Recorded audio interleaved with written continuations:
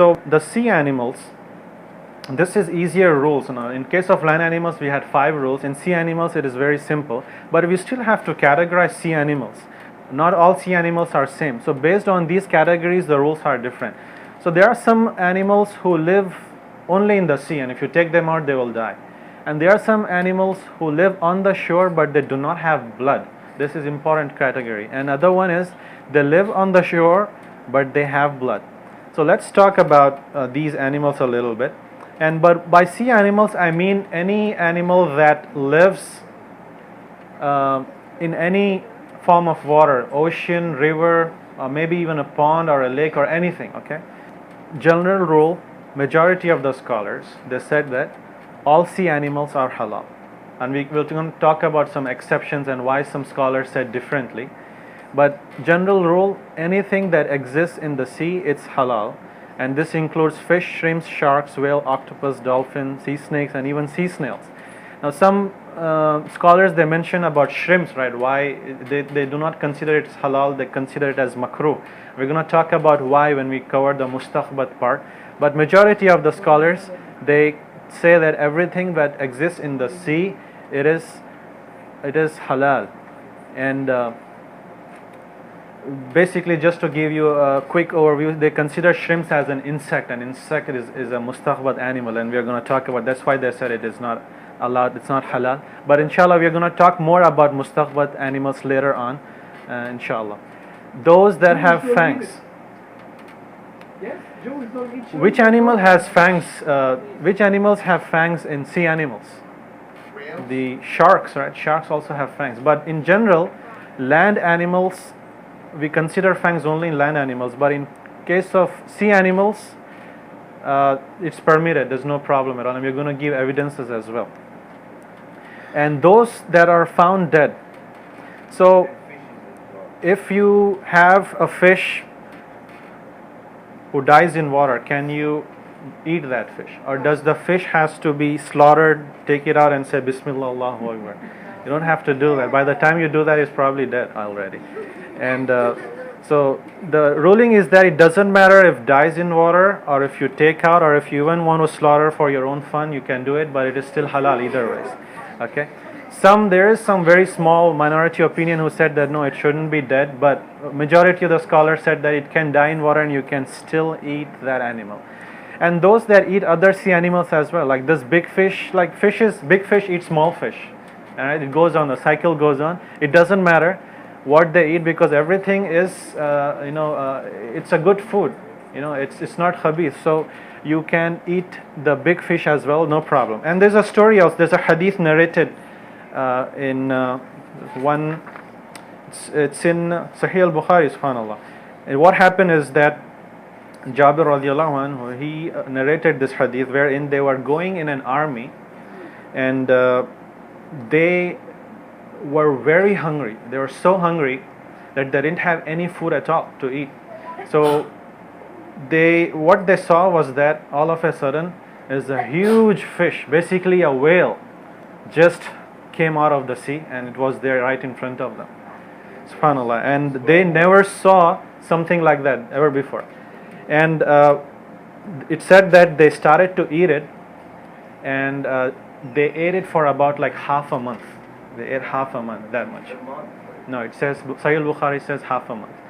And Abu Ubaidah, who was the commander of the army, what he did was that he took that bone of that whale and he fixed it on the ground, and it said that it was so huge that a rider could easily pass through that animal.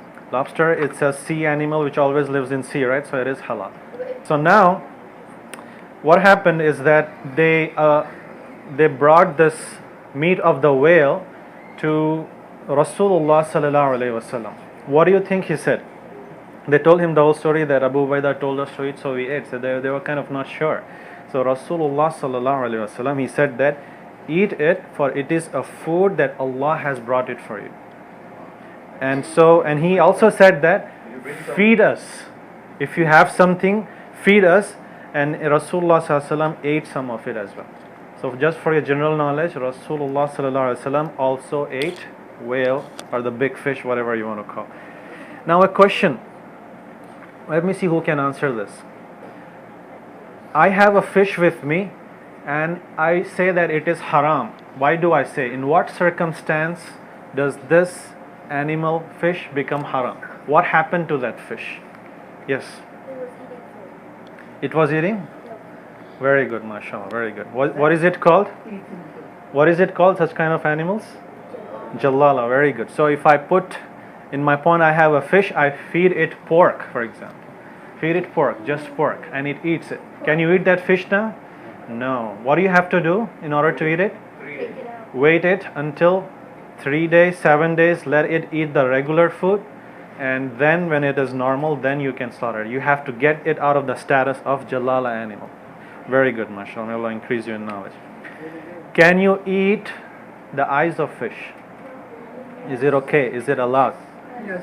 It is allowed. There's no problem with it. Okay. Any organ you can eat. Only we mentioned, right, the some parts you cannot eat, like blood, explicitly prohibited in the Quran itself. So there are some parts which you cannot eat, but sea animals, anything and everything is halal. The general principle, inshallah. Okay. And subhanallah, I find it very interesting that among all the meats that we have, any kind of meat that we eat, the meat that is praised by Allah subhanahu wa ta'ala in Quran is fish. In this surah, Fatir, verse number 12, Allah subhanahu wa ta'ala said, وَمِن كُلٍّ تَأْكُلُونَ لَحْمًا طَرِيًّا. And from them both you eat fresh tender meat, referring to the animals of the sea. It's called fresh and tender, praise received for this fish.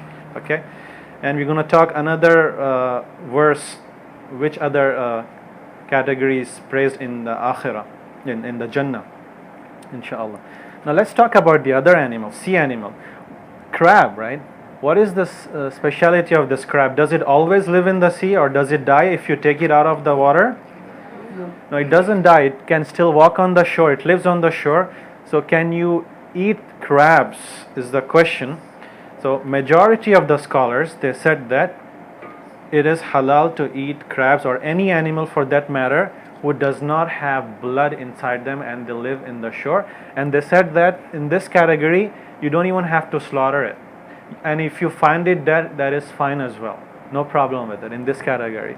So, and some people want to like boil it and kill it. It's okay, because any customary way of killing it, it's okay, because there is no way you can slaughter. There is no blood in it. So there are different ways of eating it. All of them is haram, and even the dead is haram. Now we come to the complicated part here. The sea animal that lives on the shore but has blood, right? We have seals, penguins, turtles, walrus. They can live in water, but now they are not sea animals. They live on the shore. So what is the condition that we have here? Is that you cannot just eat them however you want. You have to slaughter them. Very similar to the land animals. You have to slaughter them, and if you find them dead, you cannot eat them. Okay? You cannot eat them. So those are the two animals. There are two exceptions that that you should remember. Okay? Why do we have these exceptions? The frogs and crocodile. You cannot eat these two animals. Why? Is because we have evidences for it. Rasulullah sallallahu alaihi wasallam, he said, this is from the hadith from Abu Dawud. He said that do not kill frogs because its croaking is the way it does its tasbih of Allah subhanahu wa ta'ala. It says subhanallah. So the way it croaks, it is as if it is praising Allah subhanahu wa ta'ala, or saying subhanallah to Allah subhanahu wa ta'ala. So Rasulullah sallallahu alaihi wasallam basically said, do not kill frogs. Okay, so when you see something as do not kill, or it is forbidden to kill, or if he says commanded to kill, these two categories you cannot eat those kind of animals, and frogs is one of them. And in fact, it's also mentioned in the same Sunan Abu Dawud that a physician came to Rasulullah sallallahu alaihi wasallam, a doctor kind of person. He came and he said that I want to put frogs in my medicines. Can I do that? So Rasulullah sallallahu alaihi wasallam, he said that no, do not kill them in the first place. He forbade them to kill, so that's why you cannot even use it. So if you cannot kill, you cannot eat, obviously, for obvious reasons.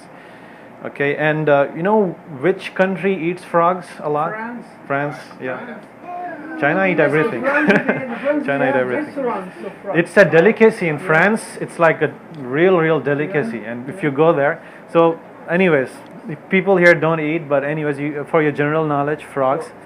So crocodile, it is haram as well, because the scholar said it is a predator that has lot of fangs. It has this tooth, and it eats anything. It can eat even monkey or whatever it finds within its reach. It's gonna eat it.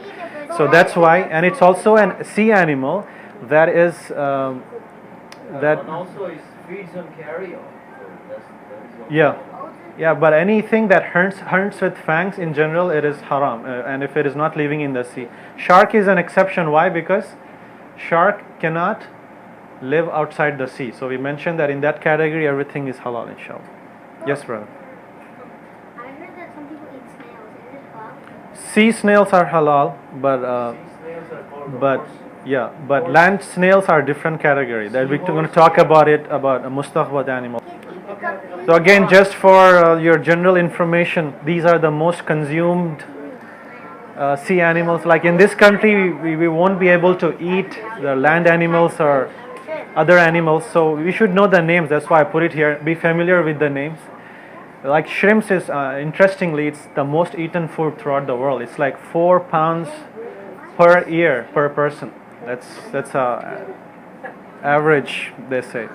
And the tuna, which we usually see in the can format, that's the tuna fish.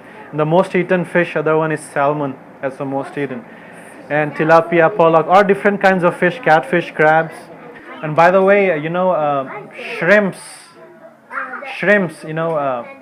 Imam Abu Hanifa, rahmatullah alayhi, he said that it is makruh.